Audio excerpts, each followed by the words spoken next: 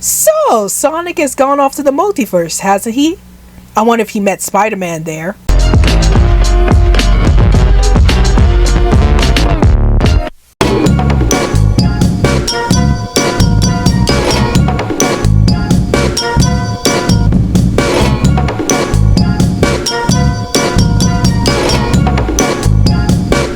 Hey everyone, this is Raptor's Blonde Animation Bliss, and welcome to another Spotlight Cartoon Corner. So today's Spotlight cartoon that I'll be talking about today is the new Netflix series, Sonic Prime. So since the show Sonic Prime has wrapped up this year, I decided I might as well go ahead and make a full review on it. So let's go ahead and review. So the show starts off with Dr. Eggman trying to find the Paradox Prism and use it to take over the world.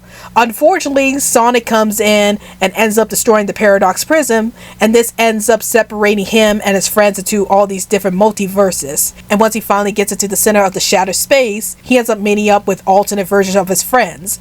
Like he ends up meeting with a kid named Nine, who lives in the dystopian world and is like the evil counterpart to Tails. Then he meets up with Rusty Rose, who's the robotic version of Amy Rose and is also in the dystopian world. And then he ends up meeting up with Dread, who is the pirate version of Knuckles. So now Sonic has to try to travel across all of these different multiverses and try to put the Paradox Prism back together in order to save his world and his friends. So what are my thoughts on Sonic Prime? I thought that this show was pretty decent. So let's talk about some of the things that I did like about the show. So the first thing that I liked about the show was the premise. The fact that this show is about Sonic going to all of these different multiverses to find his friends was really interesting to me, because this is like the first Sonic the Hedgehog series that I've seen that actually explored with the idea of the multiverse, and it did a really interesting job at having Sonic meet up with all of these different versions of his friends. Like he meets up with Jungle Tails, and then he meets up with Rusty Rose, and then he meets up with Nine, and you get to see how all these different alternate versions of Sonic's friends act very differently from Sonic's real friends. So it was a very interesting premise to see Sonic travel to all these different worlds and trying to find his friends, as well as trying to put back the Paradox Prism. Another thing that I liked about this show was the animation.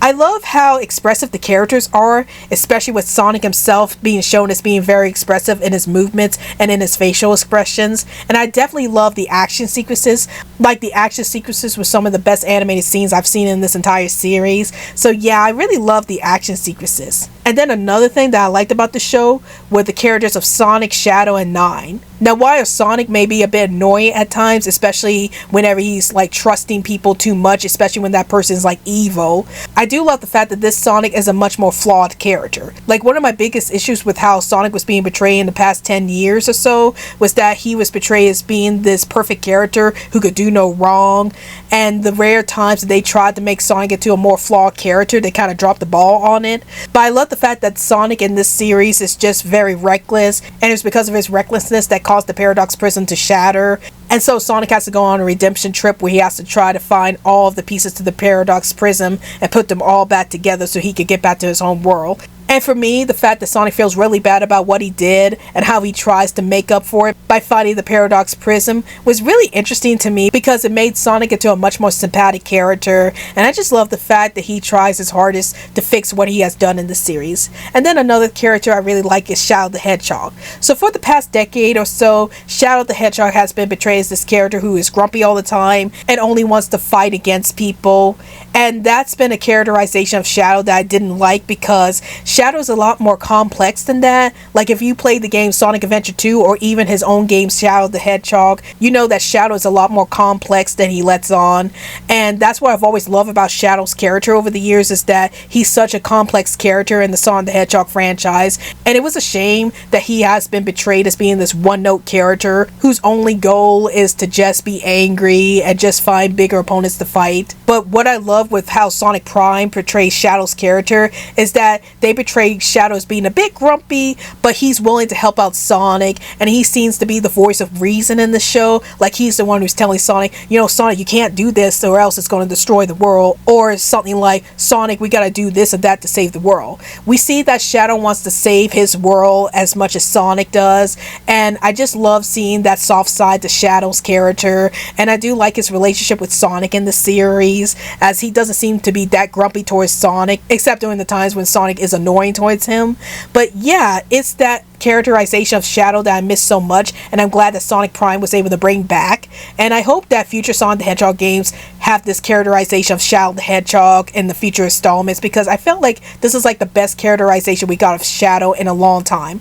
And then of course the last character I want to talk about is Nine. So I mentioned that Nine is like the evil version of Tails, and I really love Nine himself as a character because he's like one of the most interesting characters in this entire series. The fact that he's the evil version of Tails and he has a complicated relationship with Sonic himself really made him into such an interesting and complex character in this series, and I really love how this show was able to write this character and make him much more complex and at times a very intense character. Now here are some issues that I do have with this show. So the first issue that I have with the show was the execution of the premise. Now don't get me wrong, I do like the fact that Sonic goes to all these alternate universes to meet up with alternate versions of his friends, but it's like I've seen other TV shows that show alternate versions of these characters, like whether these characters are pirates or whether these characters are in a dystopian world, and I've seen those type of worlds so many times in other shows, and I kind of wish that they had Sonic go into the other multiverses or into the alternate worlds of the games, like go into the Sonic Boom universe or go into the Sonic SatAM universe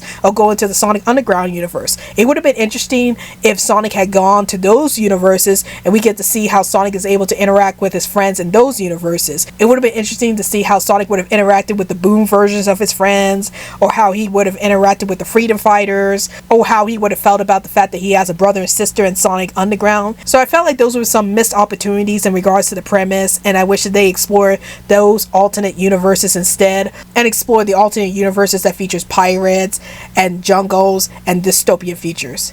Another issue that I have with the show was that I felt like Sonic's friends got shafted in this series.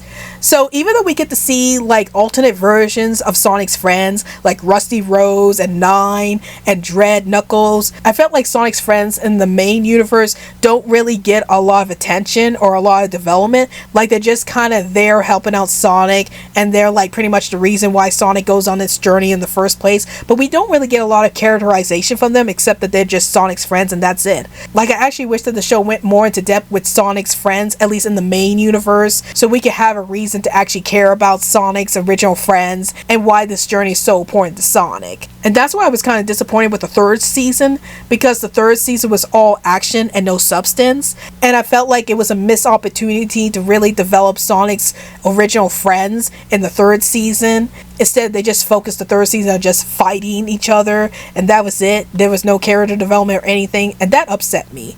And then another issue that I had with the show was the Egg Council.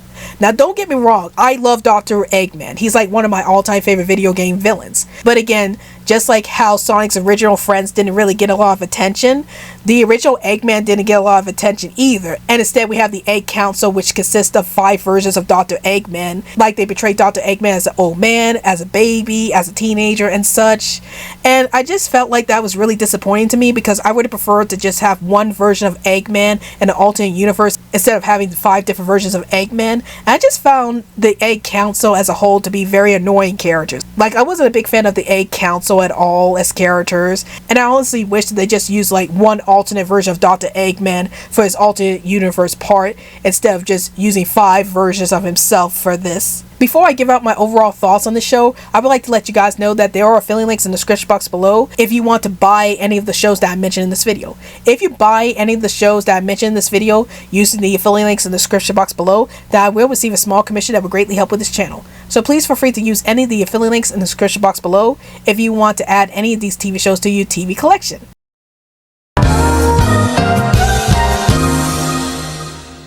All aboard the Animated Social Media Express. Want to send some tweets my way? Then follow me on Twitter. Want to join our special animation community? Then join our Discord group, Animation Bliss. Want to see more updates on our YouTube videos? Then check out our Facebook group, Animation Bliss. Want to download on everything going on with this channel? Then check all of the above.